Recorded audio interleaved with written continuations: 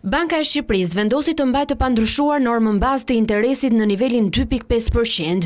Guvernatori i Bankës së Shqipërisë Genceku tha se ekonomia shqiptare ka vijuar të rritet ndërsa parametrat kryesor të stabilitetit ekonomik, monetar dhe financiar të vendit mbeten të konsoliduar.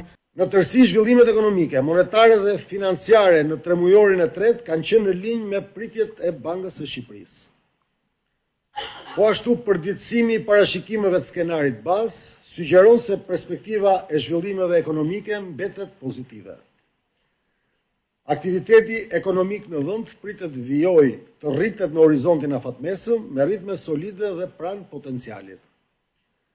Rritja ekonomike do të nxitet nga zgjerimi i mëtejshëm i konsumit, i investimeve dhe i eksportit të turizmit dhe do të mundsojë një rritje të mëtejshme të punësimit dhe të pagave. Këshilli mbikëqyrës i Bankës së Shqipërisë vendosi të mbajë të pandryshuar normën bazë interesit në nivelin e 2.5%, të mbajë të pandryshuar normën e interesit të depozitës një ditore në nivelin e 1.5% dhe gjithashtu të mbajë të pandryshuar normën e interesit të kredisë një ditore në nivelin e 3.5%.